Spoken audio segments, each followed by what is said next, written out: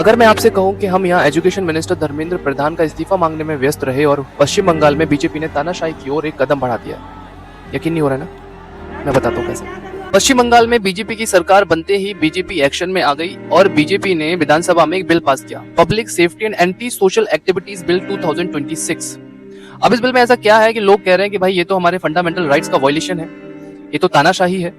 अब यहाँ पे एंटी सोशल एक्टिविटीज से मतलब है कि अगर आप समाज में ऐसी कोई गतिविधि करते हैं जिससे कि सोसाइटी में लॉ एंड ऑर्डर डिस्टर्ब हो सकता है तो सरकार आपको डिटेन कर लेगी।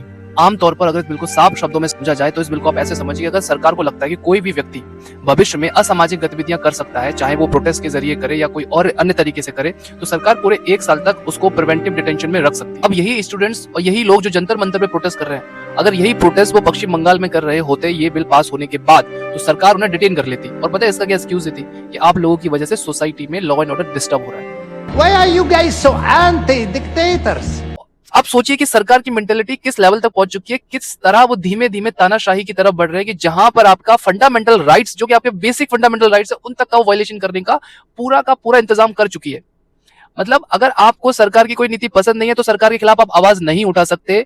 ये बिल सीधा उसी तरफ पॉइंट करता है। और ये बात यही खत्म नहीं होती है, यहाँ पर डिटेन पर्सन पर किसी क्रिमिनल केस की तरह एफआईआर दर्ज होना जरूरी नहीं है। यहाँ पर क्योंकि उसको अरेस्ट इसलिए किया गया है ताकि भविष्य में वो कोई असामाजिक गतिविधि ना करे। तो जनरली क्या होता है कि अगर पुलिस किसी पर्सन को अरेस्ट करती है, वो उसके ऊपर एफआईआर दर्ज करती है उन सेक्शंस में, और जिस जुरिडिक्शन में पुलिस स्टेशन होता है उस जुरिडिक्शन के मैजिस्ट्रेट के पास उसको विदिन 24 आवर प्रेजेंट किया जाता है। और प्रेजेंट करने के बाद मैजिस्ट्रेट डिसाइड करते हैं कि उस पर्सन को बेल देनी है या जुडिशियल कस्टडी में भेज देना है।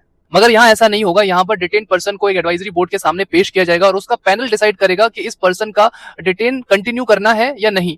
और इसमें एक और खास बात यह है कि डिटेन पर्सन को वकील करने की अनुमति नहीं होगी। अब ये बिल पास करने के बाद शुभेंदु सरकार बोल रही है कि हम ख्याल रखेंगे कि इस बिल का मिसयूज ना हो।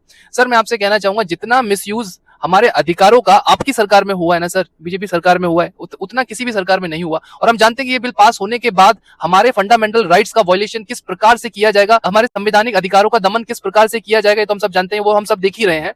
तो सर जनता मासूम है, मूर्ख नहीं है। आप बताइए आपकी क्या राय है इस बिल को लेकर? क्या सरकार, क्या भारतीय जनता पार्टी जल्दी ही ये बिल पूरे देश में लागू करेगी? Please share this video and let me know in the comment section.